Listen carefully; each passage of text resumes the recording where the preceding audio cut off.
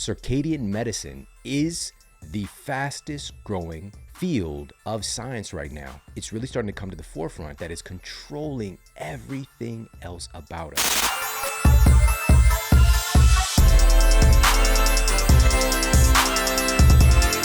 On this episode, we're going to be diving into the amazing science of circadian nutrition, the amazing science of meal timing. And first and foremost, the circadian timing system is defined as the network of interconnected cellular structures that regulate the timing of physiological processes and behavior. Translation: every single one of our cells has a built-in biological clock that's controlling all of our physiological behaviors. Now, the term circadian rhythm or the circadian timing system might sound a little bit like a scientific urban myth. Like, we can't really have clocks inside of our cells, can we? That just sounds so outlandish. We can't really be synced up with all of nature and the environment around us. That sounds a little bit far-fetched, but in reality, it is one of the most true things about human beings and really all of life on the planet. We all have these nocturnal and diurnal patterns and we're synced up with nature.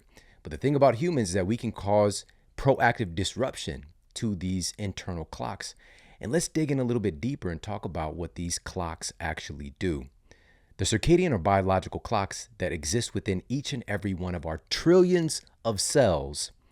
Number one, they control the release of a vast array of our hormones and neurotransmitters. All right, our biological clocks are determining when certain hormones and neurotransmitters are getting released in our bodies. All right, so the production and release of things like testosterone, of human growth hormone, are heavily influenced by what time of day it is. All right, we're going to talk more about all of these things in this episode. Also, our circadian/biological clocks control our digestive function, including rate of nutrient absorption, speed of food transit throughout the gastrointestinal tract, elimination, and more. Our digestive ebb and flow, the movement of our system, of food moving through our system, is heavily influenced by what time of day it is. All right, this is why oftentimes we don't get urges to go and take a lait douce or a number two or go poop during the night.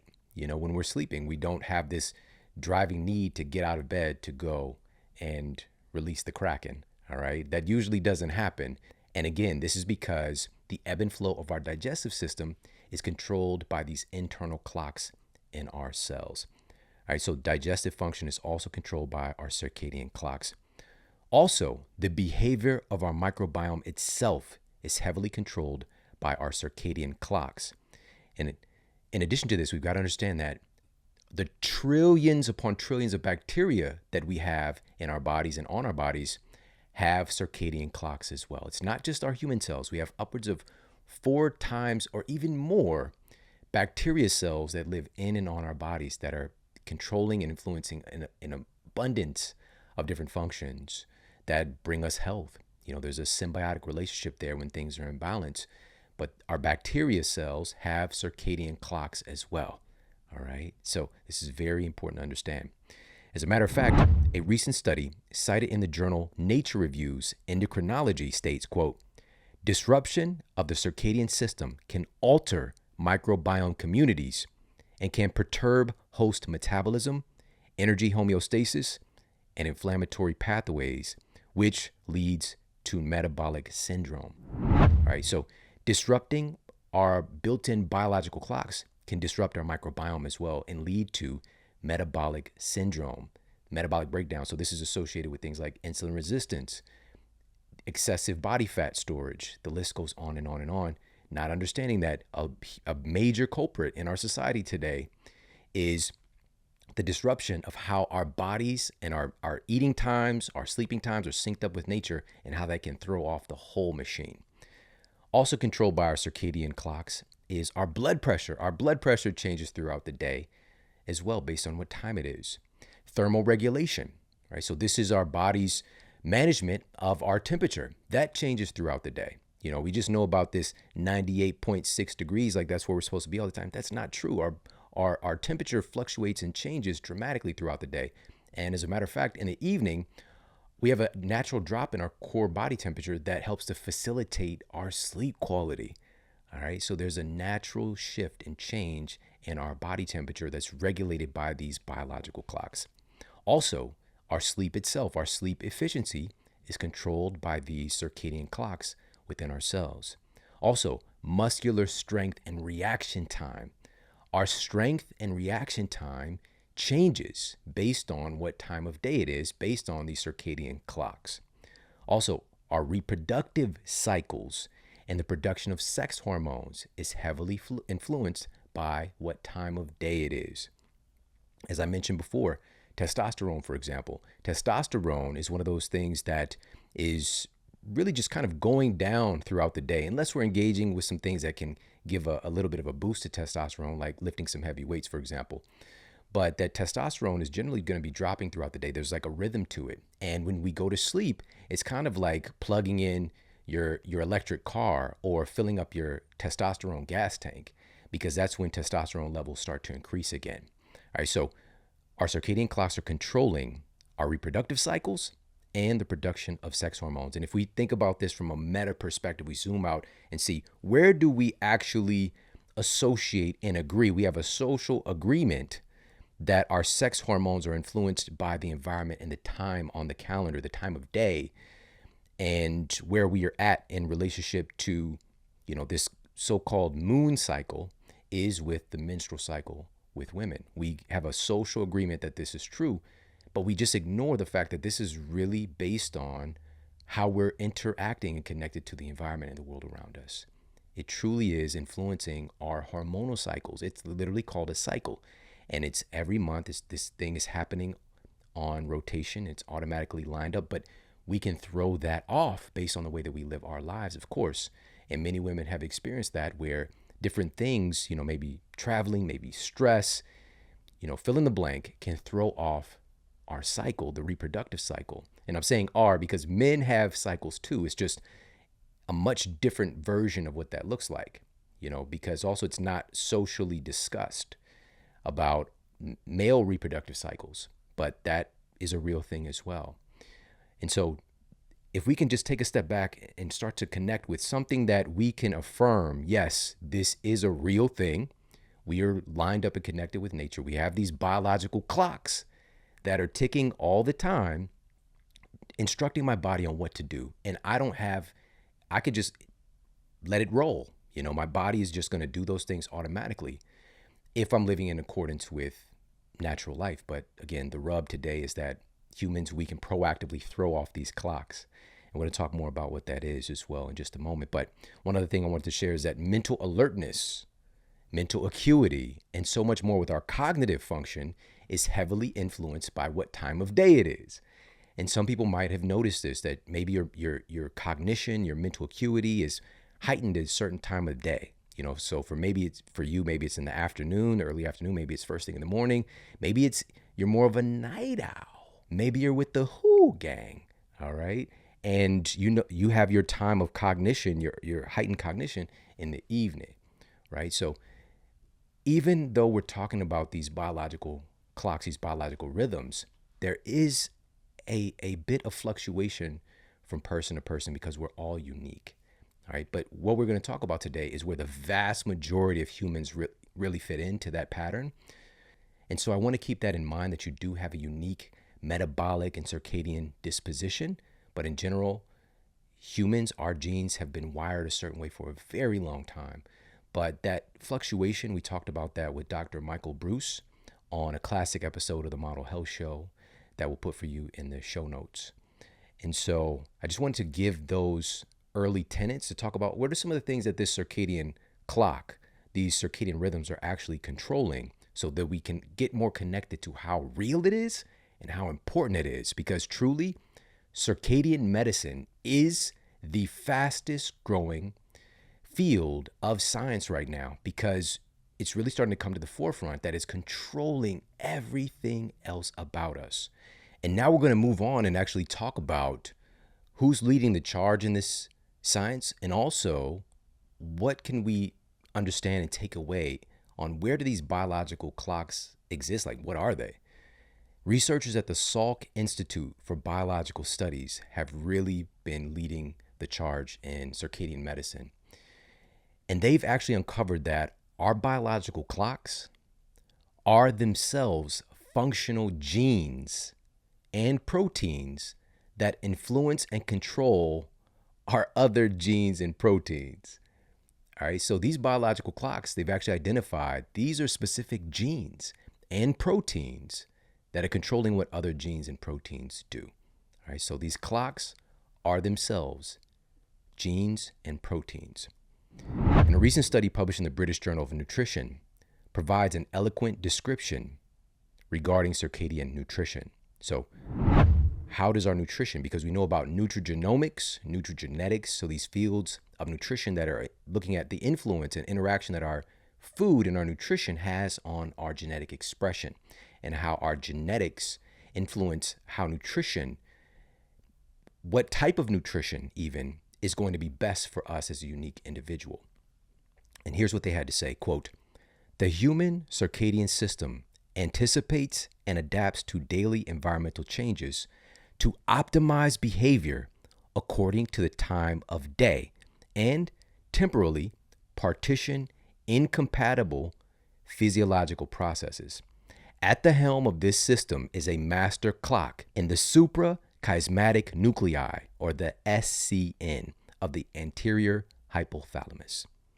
The SCN are primarily synchronized to the 24-hour day and the light-dark cycle. Okay, so we know that light has a major impact, and we're operating on this 24-hour day clock. Now listen to this. This is very important. They state, however, feeding/fasting cycles are the primary time cues for clocks in peripheral tissues. So our feeding and fasting cycles are the primary cues controlling these biological clocks for our peripheral tissues. And so we got the central nervous system, our brain, spinal cord, then we got the peripheral system, all the branching out of that nervous system that connects with everything from your pinky toe to your earlobe. All right, it's connected to everything else about us. And it's primarily controlled by our feeding and fasting cycles. Now to go on, here's a little bit more that they stated. Aligning feeding and fasting cycles with clock-regulated metabolic changes optimizes metabolism. All right, that's very important. And studies of other animals suggest that feeding at inappropriate times disrupts circadian system organization and thereby contributes to adverse metabolic consequences and chronic disease development. Wow, that's major. That's major. Very powerful. We're not looking at, again, we've seen these epidemics of chronic diseases just skyrocketing in recent decades as we've gotten more and more out of alignment with nature and with normal light and dark rhythms and the times that we're eating, the types of foods that we're eating, and wondering why it's happening. It's not an accident, but at its core has so much to do with the circadian system being disorganized. And so we're going to dig in deeper and address this and walk away really understanding how can we sync up and take advantage of circadian nutrition and optimize our health as a result. Now, Dr. Sachidananda Panda, that's his real name, Dr. Sachidananda Panda. Let's be honest, this is probably the best name ever, all right? Panda. Shout out to designer. And Dr. Sachidananda Panda, professor at the Salk Institute, studies genes, molecules, and the cells that keep our whole body on the same internal clock. All right, so Dr. Panda studies our genes, molecules, and cells that keep our whole body on the same internal clock. All right, how it's all synced up. We want everything synced. We want it in rhythm. All right, Panda. His lab has discovered that nearly 80% of our genes follow a circadian rhythm. So the vast majority of what makes us human follows this circadian rhythm. And his lab has identified a pair of specific genes that help keep eating schedules in sync with daily sleep cycles. So they've identified genes that actually help to keep our eating schedules in sync with our daily sleep cycles. He often refers to the, quote, discipline of the clock, unquote. The fact that biological activity, such as the production of proteins that help us to process food, rises during our optimal waking period and slows down during our optimal resting period. This is very important. We don't really think about the fact that there's certain proteins that we produce, that we release, that help us and enable us to actually digest food in the first place. And those proteins being released are controlled by the circadian clocks within our cells. All right, so we just think we put something in our bodies and the magic happens, right? It's just some stuff happens. But everything is going to be controlled. It's going to be either helped or hindered based on the time that we're actually eating those foods, because the production of the proteins that control and assist in the digestion of those foods are going to be controlled by what time of day it is. Circadian disruption has been shown in multiple studies to contribute to metabolic syndrome, insulin resistance, and obesity. And a major reason for the impact shown in the data is the influence that our meal timing has on our genetic expression. A study published in the Journal of Applied Physiology determined, quote, "This lifestyle of constantly eating throughout the day collides with our genome, which was most likely selected in the late Paleolithic era between 50,000 and 10,000 BC by criteria that favored survival in an environment characterized by fluctuations between periods of feast and famine. The theory of thrifty genes states that these fluctuations are required for optimal metabolic function," unquote. These fluctuations between times of eating and times of not eating are required, keywords, for optimal metabolic function. Now, the question should be, do we as a species here in modern civilization, does the average person have this fluctuation between eating times and times of not eating times and fasting times? So let's look at what the data shows and how does this actually play out in the real world. A study published in the peer-reviewed journal Cell Metabolism tracked the eating habits of a group of adult test subjects to see how often the average person actually eats. The researchers discovered that not only does the average person not eat 3 square meals a day, most people tend to eat sporadically throughout the day, more of what would be considered snacking or snackalicious. The researchers found that the average time between the first bite of breakfast and the last bite of dinner or an evening snack or drinks at the bar was about 15 hours a day, which is nearly the entire time most people are awake. Throw in some sleep to round out that 24-hour clock, and that might not seem like a big deal, but to our genes, as we've been discussing, this might be one of the biggest deals ever.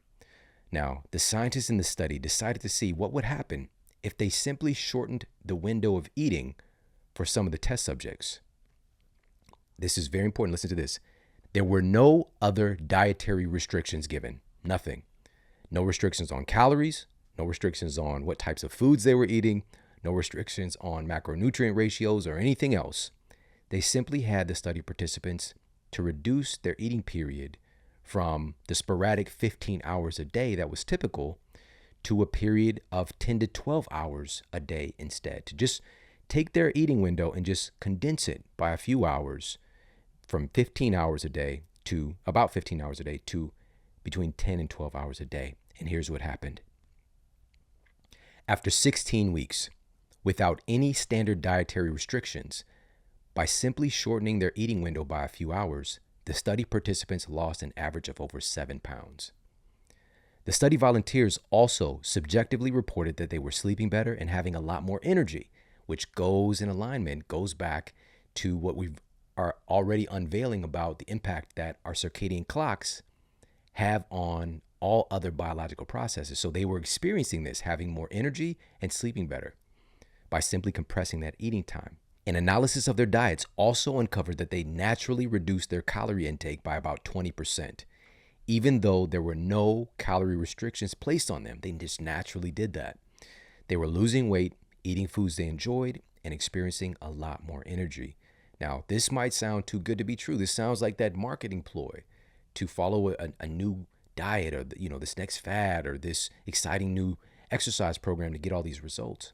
All they did without any other restrictions was simply shorten their eating window from a sporadic 15 hours a day to 10 to 12 hours a day. Very, very simple change. Now we're going to dive in deeper and actually look at what are the metabolic changes that are taking place so that we can understand in a very, very visceral way why they were getting these benefits. We're going to talk more about that in a moment, but I also think it's important for us to understand and to take a little bit of time to look at Where did we go wrong? What's happening? What is happening in our society right now? How did our shift take place to where we are eating 15 hours a day? And where did our modern day eating patterns come from? Because something happened, something changed along the way. So it's important for us to understand that for the vast majority of human history, there wasn't any concept of waking up and immediately eating something, for example. And food historians have reported that breakfast is a recent invention made in a deliberate effort to get people to change their eating habits in accordance with industrial work obligations.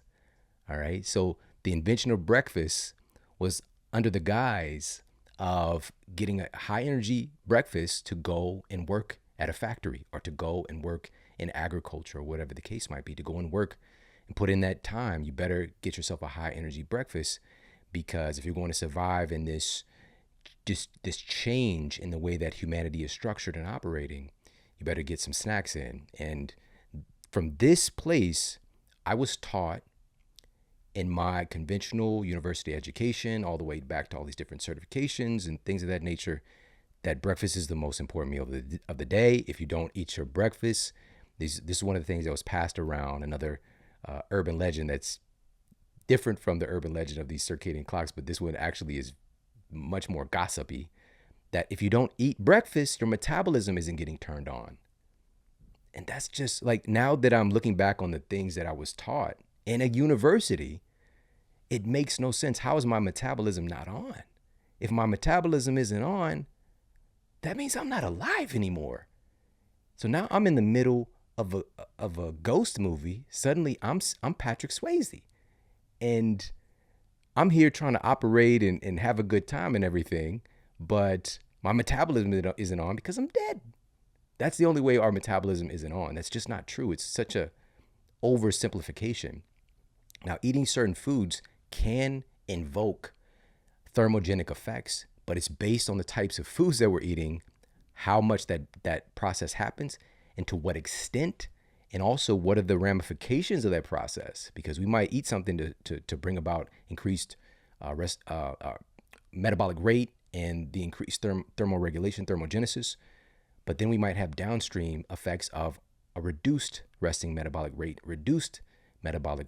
from throwing some stuff haphazardly into our body based on the type of food. And we're going to talk about that as well, because there's also a macronutrient equation here that we're going to get to. So again, food historians have reported that breakfast is a recent invention made in a deliberate effort to get people to change their eating habits in accordance with industrial work obligations.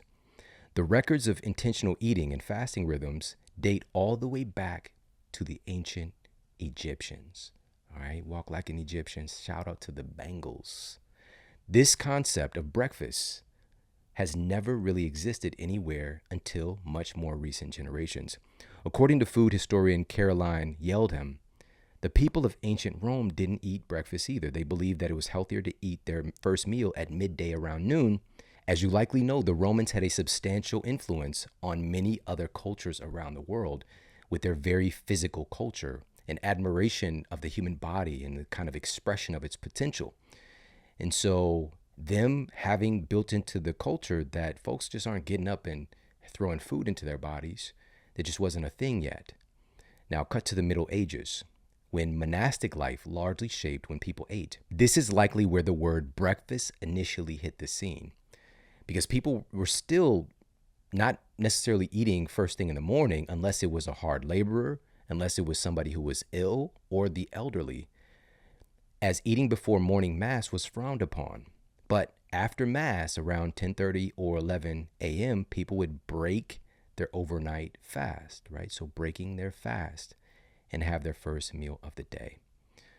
Another historian, Ian Mortimer, suggests that the Tudors invented the timing of breakfast as we know it in the 16th century as a side effect of popularizing the concept of employment. As people increasingly came to work for an employer rather than working for themselves on their own land, they lost control of their time. So they lost control of when they eat. A big breakfast allowed them to work the long, uninterrupted days, often without additional nourishment. Now, This is for laborers, but also well-to-do folks began to join in the breakfast escapades as they were able to sleep in and enjoy the fruits of other people's labor.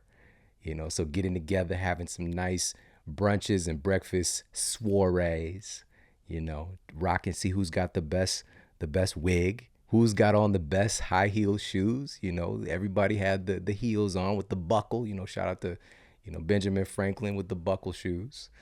And also, in actuality, there was a real statute that was established in the year 1515 that insisted craftsmen and laborers would actually start work at 5 a.m. It was a statute created in society and continue work until 7 or 8 p.m. between mid-March and mid-September when they had the most daylight. They wanted to milk as much energy out of these folks as possible. And they were allotted 30 minutes for breakfast and 90 minutes for a lunch.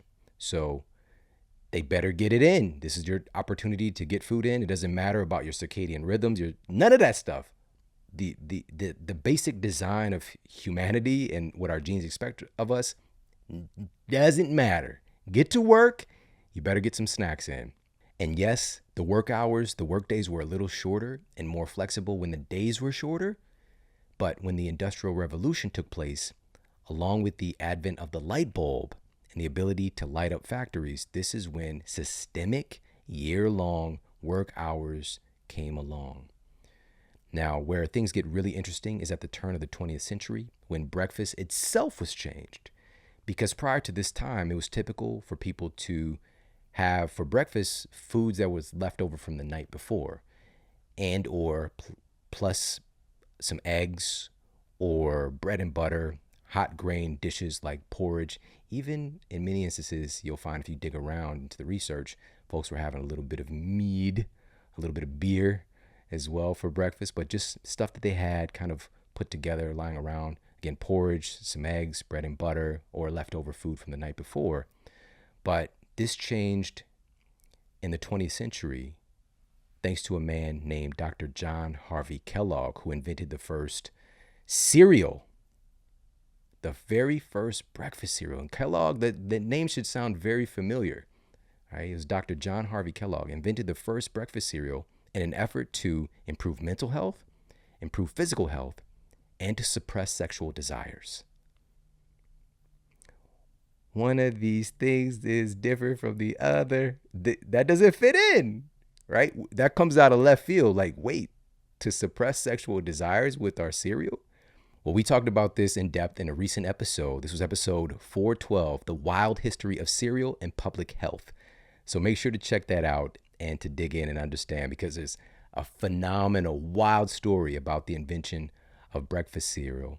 But just in summation, Dr. John Harvey Kellogg was very concerned about the health of United States citizens and believed that a big problem plaguing people's health was rampant sexual desire and masturbation. He thought that was destroying our youth, destroying humanity. In his book, Plain Facts for Old and Young, Embracing the Natural History and Hygiene of Organic Life, and I actually went and read these old-fangled writings. I actually went and read it. It was an adventure, for sure, just reading that. In the book, he listed some of the symptoms of masturbation. And these were things that people could acknowledge with themselves or also acknowledge with their teens. They can keep an eye out and see if they've got any of these symptoms and know that they're in there double clicking their mouse or, you'd fill in the blank. But he also listed the symptoms to be, for masturbation, poor digestion. Oh, you got a tummy ache? Huh? Susie?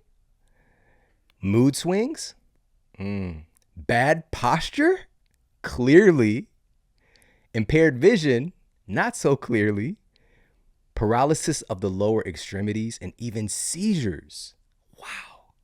So when these symptoms would take place, these were symptoms of masturbation that he attributed to. Now, again, basically, when I read that part of the book, it's basically everything. Every symptom that you could imagine was a symptom that somebody's probably masturbating too much. And in his opinion, one of the biggest culprits stimulating people's uncontrollable desires, that's giving them bad posture because they're just doing their thing so often. What caused these uncontrollable desires, he felt, was rich, spicy, salty, sweet, and intensely flavorful foods. Come on. While plain foods like bland grains could reduce those strong sexual desires. So, with this in mind, he set out to create a breakfast food that could help people to stop these impure desires. And his golden moment was when he accidentally left out some cooked grains that ended up getting stale. And he, along with his brother Will, decided to roll the stale grains out and found that they had a nice, crispy, flaky consistency. After they were baked in the oven, he tinkered with the formula a bit and found that corn was the best base. And it was also anti-masturbation approved food. And they set out with the first ready-to-eat breakfast cereal. That's when it was born. So happy birthday to Kellogg's Corn Flakes. But if you're wondering, how do we get from this anti-masturbation cereal to getting Lucky Charms, getting lucky? You see, anti-masturbation and getting lucky. Shout out to Pharrell. How do we get there? Like, where's the bridge? Well, a big part of that we have to thank is Dr. Kellogg's brother, Will. Because apparently Dr. Kellogg wasn't very kind to his brother, Will, and he stole the processing, the formula, and then he, on his own, struck out and added salt and sugar, malt, like got a nice formula going to invent the Kellogg's Corn Flakes that then took over the store shelves. It just went bananas. It just skyrocketed, took off, and became incredibly popular. So again, we talk more about this history in the wild history of cereal and public health on episode 412 for you in the show notes. Make sure to check this one out. I don't want to spend too much more time on this, but just look at even the shifting of what we're eating to start the day as a culture is new. All right, this is a new invention and it's become normal. We've normalized this. We go down a cereal aisle. I know I still do. It's so nostalgic. It's so attractive. And there's a reason for that. And we also talk about the marketing that's done, specifically targeting children. There's many studies that are done on this by breakfast cereal companies to get them in early, create lifetime customers. That's the goal. It's so abnormal, right? It's so abnormal. And this is why we've got to take back control of our mind, take back control of our biology, start to understand how we truly are a part of nature. We are a part of the environment. We're a part of the world around us. We're truly here together in this giant snow globe, this earth bubble. We're like cells in the earth's body, in a sense, all interacting and engaging with everything else of the whole, and so it's so powerful. We're a powerful part of the whole, and we need to acknowledge that. We want to be as healthy, resilient, and robust, and a big part of that is getting in alignment with life itself here on this planet. So again, definitely check out that episode, but let's dive in a little bit more here and talk about some of the clinically proven benefits of circadian fasting. All right. Specifically, what I talk about in my book, Eat Smarter, smart intermittent fasting. All right. Smart intermittent fasting. It's different from the cookie cutter approach to intermittent fasting, which can be a little bit excessively restrictive and also kind of haphazardly throwing windows upon people without any real guidelines for flexibility or for understanding your unique metabolic fingerprint. All right, so we're just going to talk about some of the benefits seen through smart intermittent fasting, but definitely if you don't have a copy of Eat Smarter yet, make sure to get a copy to dive in deeper and talk about SMART is an acronym. So SMART, intermittent fasting, giving us the clinically proven parameters to support intermittent fasting, circadian nutrition, so that it should be something that feels good, that's not incredibly restrictive, that's not something that's hard to do, that we have to even necessarily try to do, because we're just getting back in alignment with what our bodies are driven towards. And also we've got to understand too, breakfast isn't necessarily bad. It's not that breakfast is a bad guy, but we've got to keep in mind that what we're bringing in for that first meal matters. The timing of that first meal might have a big metabolic impact, with our insulin sensitivity, with our body fat storage, with our cognitive function, so many things. These are things for us to experiment with and to have fun. And if we enjoy breakfast, so be it. It's all good. Breakfast is a new invention, but so is showering. All right. And shout out to taking showers, or bathing regularly. This is a new invention too. It doesn't mean it's necessarily bad that breakfast is a newer invention, but we have to keep this stuff in context, because even with bathing and showering, for example, we can do that to the extent that we're starting to wash away layers of our protective microbes, for example. All right, so if we're maybe showering, I don't know, 3 times a day or something, I don't know. But we've got to keep this washing our hands, for example, 20 times a day, 40 times a day, 50 times a day, which is not abnormal today in our culture. People are constantly washing their hands and seeing that it's increasing the risk of infection because they're breaking down the protective coating, the protective film with our skin, our epidermis, and also the microbes that live on our bodies. All right, that symbiotic nature. So we can take anything too far, is my point. All right, not to say you shouldn't take a shower, okay? Because a choice like that is going to affect your relationships a little bit. So we got to just keep this stuff in context. But let's dive in and actually talk about some of the clinically proven benefits of circadian fasting, circadian nutrition, specifically the window when we're not eating. First and foremost, smart intermittent fasting improves metabolic function. One of the most incredible things about smart intermittent fasting is that it initiates hormonal changes that make stored body fat more accessible. Data published in the peer-reviewed journal Obesity states that employing intermittent fasting is like flipping a, quote, metabolic switch that shifts the metabolism from fat creation and fat storage to mobilization of body fat in the form of free fatty acids and fatty acid derived ketones to be used for fuel. So this process is enabling our body to actually access the reserves that most of us here in the United States, we've got about 242 million of our citizens are overweight or obese, that we're carrying around a lot of reserves already, and we're constantly bringing food in. Our bodies don't get a chance to go and use those reserves and break that down. And we talked about this with Dr. Sylvia Tara on a classic episode of the Model Health Show, really looking at the science of fat and digging in on that subject as well. Now, if we understand this, that we're able to now access our stored body fat more easily, this highlights another study here. This was conducted by researchers at the University of Copenhagen, and it found that intermittent fasting is able to quickly reduce insulin resistance and nullify the effects of insulin-created roadblocks that stop fat from being released from the fat cells. And their study also revealed that intermittent fasting has some significant effects on our vital satiety hormones. So again, this shouldn't be hard for us because it's just getting in touch with what our genes are expected to do, what we've been doing for, centuries upon centuries upon centuries as human beings. And so it has a lot to do with our satiety hormones and us feeling good even when we're not eating. Research published in the journal Endocrinology reports that intermittent fasting can improve the function of satiety-related hormones like neuropeptide Y, while supporting fat loss and retaining lean muscle mass. This is the big one. Because a startling percentage of people who lose weight through conventional calorie restriction regain their lost fat and find it exceedingly harder to lose weight over time. And a huge metabolic player in this conundrum is the loss of their body's valuable lean muscle mass.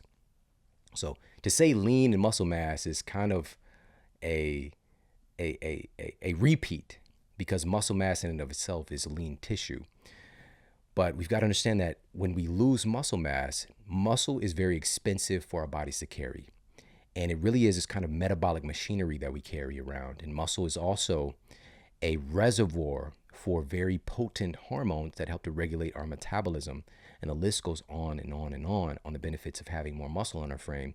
But the more muscle we're carrying, the more caloric expenditure that we have automatically. Our resting metabolic rate is going to be higher for this version of ourself that has a significant amount of muscle mass versus a version of ourself that has, 20% less, 25% less muscle mass. We're going to be just burning more calories at rest and when we're doing stuff, all right?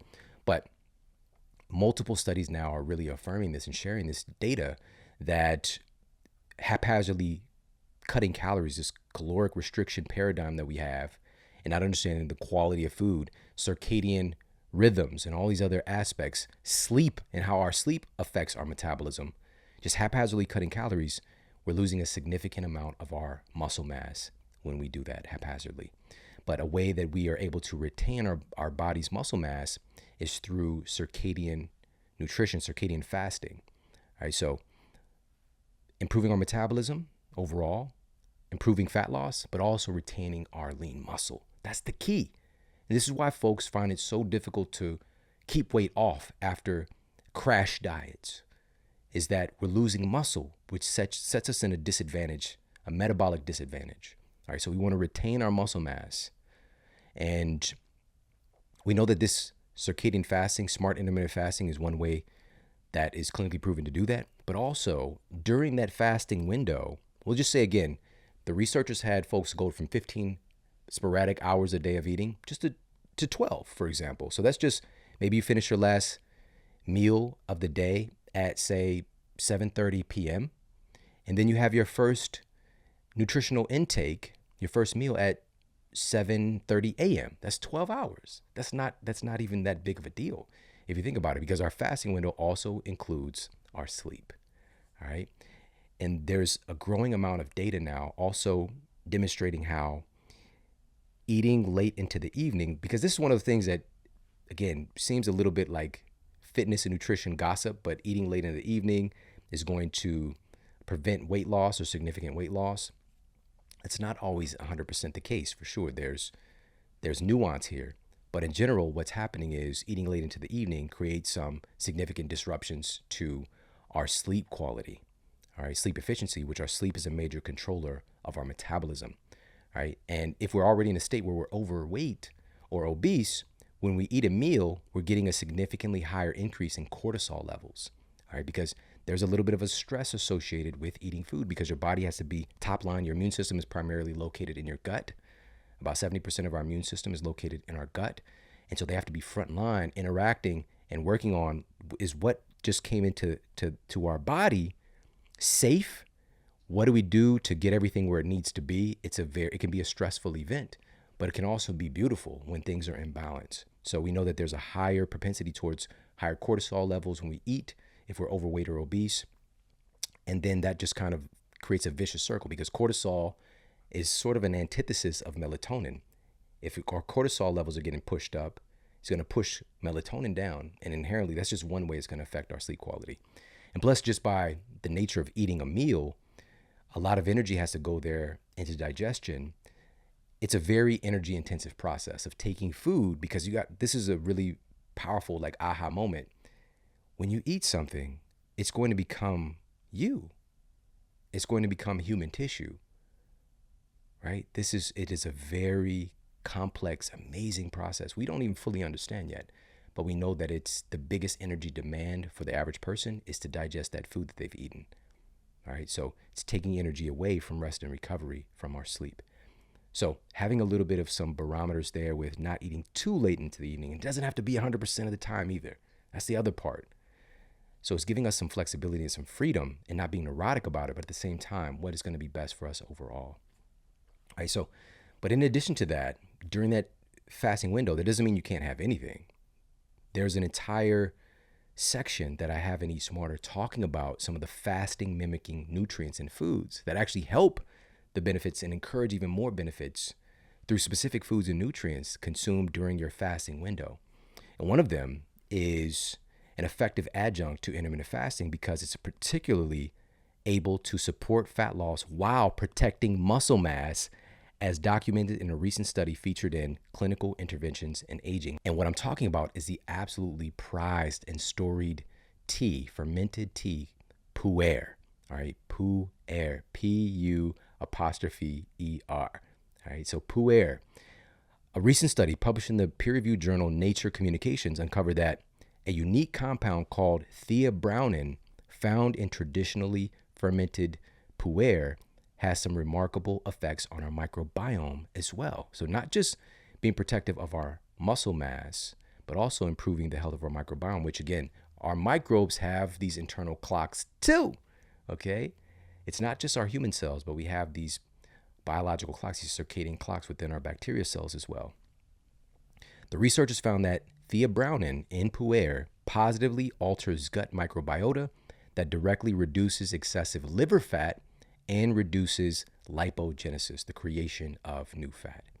All right, so, but always, as always, the sourcing of where we're getting these incredible superfoods and super herbs, these incredible teas, matters more than ever. You want to make sure that you're getting it from the right place, because today, the supplement industry, the food industry is so, the regulations, the supply chains, we've talked about this multiple times on the show with some of the leading experts in it. It's a bit sketchy. So we want to work with companies that have integrity, that are sourcing things the right way, that go the extra mile to make sure that you're getting high quality foods and supplements without any nefarious things that come along with it. Because liver damage from haphazard supplement use is one of the things that's on the rise. And this is why the fermented pu'er that I drink is from Pique Teas, Pique, because they use a patented cold extraction technology to actually extract all these bioactive compounds in the pu'er. And also they have a triple toxin screening process for one of the highest levels of purity, testing for pesticides, heavy metals, toxic molds that are common in tea. Right? It's common. They're making sure that this stuff is not in there. And also it's wild harvested, so it has even more concentrations of polyphenols that create all these great benefits that we're talking about with the microbiome. All right, definitely check them out. One of my favorite things.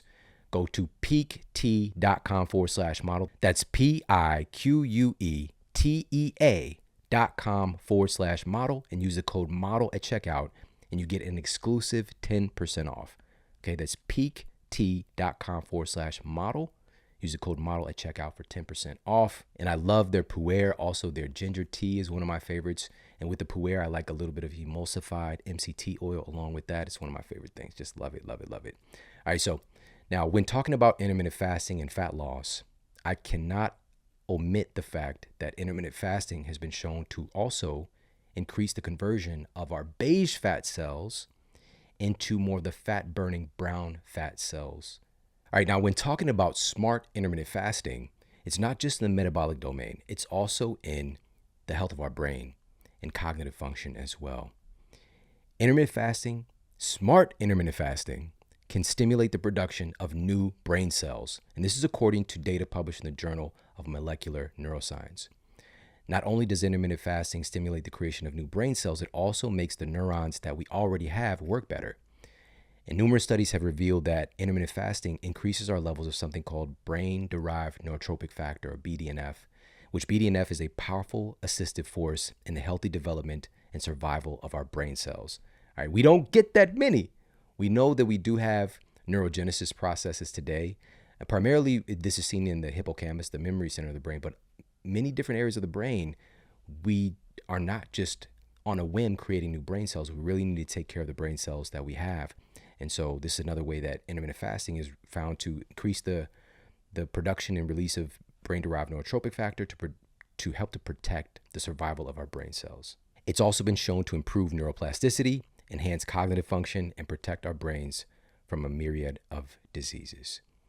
All right, so again, we talk even more about this in Eat Smarter, and it's a critical part of our overall health and performance is understanding these things, that anything that's going to be good for our metabolism is also very likely going to be good for our cognitive performance, very likely going to be helpful in slowing down the aging process, helping to prevent diseases, and so much more. So let's talk a little bit about that as well, because one of the most amazing benefits of smart intermittent fasting is the impact that it has on inflammation, for example. And we just did a masterclass episode really breaking down how inflammation works and the mechanisms that the offshoots of those mechanisms. So number one, how does inflammation work? What is it? The impacts that it's having downstream, and actually how can we address reducing inflammation? Well, smart intermittent fasting is one of the ways that we can directly reduce inflammation.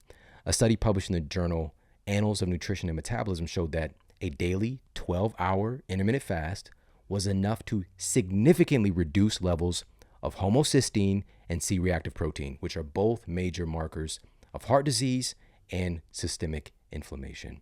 And in addition, researchers at the Department of Immunology and Microbial Science at the Scripps Research Institute found that intermittent fasting has a profound effect on autophagy throughout our entire body. Also, of course, including our brain. This cellular cleansing is triggered by intermittent fasting, and it's accelerating the removal of metabolic waste products, enabling our cells, tissues, and organs to work more efficiently. And also, smart intermittent fasting has been found to consistently boost the production of human growth hormone. All right, so again, the release of human growth hormone is on that circadian timing system. So having that window of smart intermittent fasting increases the production and release of HGH, or human growth hormone. Intermittent fasting can increase blood levels of human growth hormone by as much as 5-fold. And this is according to scientists at the University of Virginia Medical School.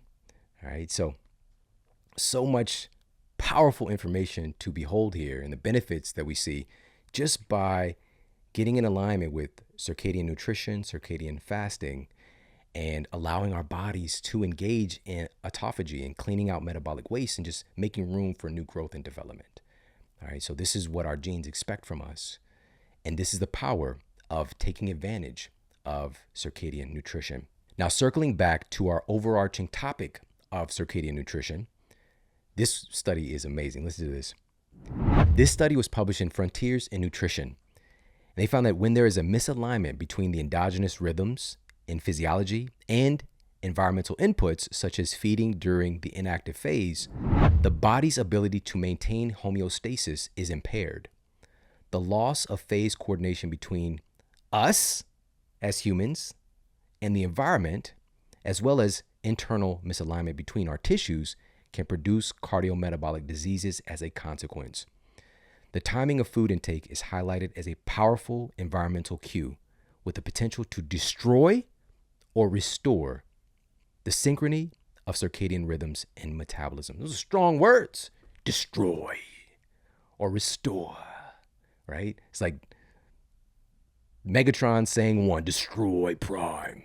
And then Optimus Prime is like, restore Autobots, roll out, right? So these are very strong words, destroy or restore, based on when we're eating, and creating the increased risk of cardiometabolic breakdown by eating at abnormal times. And in an eye-opening 10-day ward study conducted by researchers at Harvard University, altering the fasting/eating cycles and sleep/wake cycles of 10 healthy study participants, this was 5 women and 5 men, to mimic typical shift work, to see how throwing off their eating and sleeping patterns, what direct impact does it have in just 10 days? They received very strict isocaloric meals to maintain consistency, all right?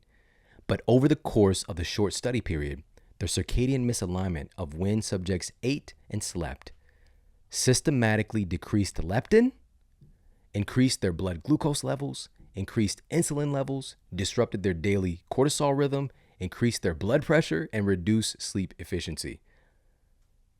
That's not good. That's a lot of problems. A lot of drama happening to our biology when we're throwing off our eating cycles and our sleeping cycles. Again, this happened in just a matter of days. All of these detrimental effects. The scientists also noted that the circadian misalignment induced a pre-diabetic state in several of the study participants, which these were healthy men and women to start. All right, so that quickly can put them into a pre-diabetic state. All right, so the science around circadian nutrition is just going to continue to grow. And this is one of the most important things for us to really start to think about, to process, and to evoke in our own lives. And one final component that I want to share with you is the timing specifically of certain foods, certain macronutrient ratios. What kind of impact does that have on our bodies? Because now we've got some really sound data on this. And so this is something highlighted in Eat Smarter as well. And it was a study conducted by researchers at St. Louis University in my hometown and published in the International Journal of Obesity. And it sought to discover what happens with fat loss when you eat a high carbohydrate breakfast versus a high protein/fat breakfast, when the calorie count of the meals is exactly the same. The researchers did have the study participants decrease their overall caloric intake by 1,000 calories a day in this study, but had different people use different macronutrient ratios just for their first meal of the day. And here's what they found after the 8-week study period. The study participants in the lower carb breakfast group showed a 61% greater reduction in body mass index, a 65% greater weight loss, a 34% greater reduction in waist circumference, and a 16% greater reduction in body fat percentage. All this based on the macronutrient ratio, the dominant macronutrient that they had in their first meal of the day. This study demonstrates another important point and a huge key to circadian nutrition, that the timing of your carbohydrate consumption matters. If the goal is fat loss, then loading up on carbs to start the day is probably not a good idea. The data shows that a higher ratio of carbs at your first meal tends to lead to storing more fat and having a bigger appetite. A study published in the peer-reviewed journal Appetite, appropriately, found that study participants eating a higher carb breakfast ended up being hungry again sooner after their meal than test subjects eating a lower carb breakfast. All right, now we've got to keep in context that the type of carbohydrate is not being addressed here necessarily, because our diets have shifted so heavily towards these heavily refined processed carbohydrate foods to start the day versus real whole food versions of carbohydrates and the proteins and fats. Because in that study that I mentioned, that 8-week study, the carbohydrate that they used was a bagel. All right. And the protein / fat food was eggs. Right. So one is pretty heavily refined and processed. One is an egg, whole eggs. And the carbohydrates are not necessarily the issue. It's the type of the carbohydrates. So these aren't like low glycemic fruits and non-starchy vegetables, because the inclusion of those for a first meal of the day actually has a myriad of different health benefits, with increasing satiety hormones, increasing even things like cognitive performance. So we don't want to just black and white be like carbs are bad to have first thing in the morning. It's not that. It's what is the type. And by the way, a little fun fact, the word bagel is derived from a word meaning bracelet. All right. And ring as well. So clearly. But just imagine if somebody got that as a gift, like put this bagel on your wrist, girl. But anyways, if you've ever wondered why bagels have a hole in it, it's because of apparently when they were invented a couple hundred years ago, it enabled them to be cooked faster. And also they can use something like a dowel and you can stack a bunch of them up for easy, storage, being able to have a lot in one place, right? So they're just slanging out bagel bracelets back in the day. So that's why they have a hole in them. Just weird stuff, I know.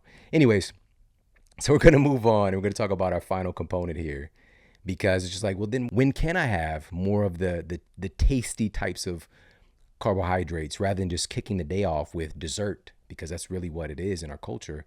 We're having cake for breakfast. Many of us, like literally tens of millions of adults here in the United States, have cake for breakfast. And it sounds weird. It's like, no, but who does that? What is a muffin? It's a little cake. It's a little cake without the frosting. All right. What is pancakes? Cake is literally in the name. All right. Let's not lie to ourselves. Not to say I'm a fan of pancakes. That's when we can actually take something and upgrade it, and creating protein pancakes, for example, so it's not just, again, this black or white phenomenon, but maybe partitioning our carbohydrate to another time of day based on circadian nutrition, we could see some benefit. And in fact, a study published in the peer-reviewed journal Obesity took overweight test subjects and put them on either a general reduced calorie diet or a reduced calorie diet where the majority of their carbohydrates, about 80% of their carbs, were eaten at dinner. At the end of the 6-month study, the study participants who ate most of their carbs at dinner lost more weight, had greater reductions in waist circumference, and had an overall greater reduction of body fat mass compared to the conventional calorie-restricted dieters. Plus, the night carbers also had greater improvements in their fasting blood sugar, better insulin sensitivity, improved cholesterol ratios, reduced inflammation measured by C-reactive protein, and improved levels of leptin and adiponectin. This is profound. It's absolutely profound, and it's kind of counter to a lot of things that we're taught, that you want to bring in your carbs to start the day, quote, carb load, because you're going to burn off that fuel. And that's looking at the interaction with calories and metabolism through tunnel vision, right? Whereas if we're going through the day and we're not leaning heavily on carbohydrates and or even eating that early in the first place, we can kind of, if we're using an analogy of a car, we can utilize the fuel we already have in the car and then top it off at the end of the day, right? Replenishing the liver glycogen and muscle glycogen by adding in our carbs at that later portion of the day. Now, just to be clear, this is going to still be based on our own unique metabolic fingerprint. None of these things are black and white. This does not mean that you having carbs, your heaviest dose of carbs in the evening is going to be best for you. It's all going to be based on you as a unique individual. And that's what Eat Smarter is really about, is educating ourselves on that and all these different components and having the tools for us to experiment and to have some joy and some more flexibility and not getting so caught up in the dogma around nutrition, but also honoring what are the things that our genes expect of us? What are the things that humans have been doing the longest that have gotten us to the place we are today, prior to the decline, the rapid decline in our health in recent decades, which again, has just really thrown a major spiked monkey wrench into our metabolism with our abnormal sleep cycles and abnormal eating patterns. All right, so having these things as tools, but this doesn't mean we can't have a late night snack. This doesn't mean that we can't have breakfast. It's just being empowered to, let's tinker with some of these tools, some of these insights, and find out how it works for us. Because from what the data shows, what I bring forward here in the Model Health Show, what does the majority of evidence show? Because there's always going to be something counter. That's just the nature of reality, because we're so unique. But what does the majority of evidence show that's going to help the majority of people? And in summary here, scientists at the Salk Institute for Biological Studies gave 3 recommendations regarding circadian nutrition based on their years of assessment and study of our biological clock genes. Number 1, they recommend avoid eating for at least 1 hour after waking up. All right, this is a great time to get up, get hydrated. You can have some tea, have some pu'er, for example, some green tea. This is a good time to do some journaling, maybe a little bit of fasted exercise, maybe a little bit of meditation. For that first hour of the day, they recommend not eating. Number 2, they recommend that we not eat at least about 2 hours before our bedtime. That seems pretty reasonable, and they recommend between 2 and 3 hours. And I don't think that's a big stretch from where many of us are today. Number 3, they recommend that when traveling, especially by plane, to actually fast a little bit more on those days. All right, to give our metabolism, our microbiome, and our cells to really kind of recalibrate and get adjusted. Now, here's a little tip for me to add on top of that for you. There are several nutritional compounds that actually have robust effects on the circadian rhythms. Take caffeine, for example. We now have clinical evidence that caffeine can speed the synchronization to a new time zone after experiencing jet lag. So having a little whack of caffeine, the next morning after you wake up in a new time zone can actually help to get things synchronized a little bit quicker. And hopefully that the quality here, again, it really matters. And we want to make sure if we're using coffee, for example, pu'er is a caffeinated tea.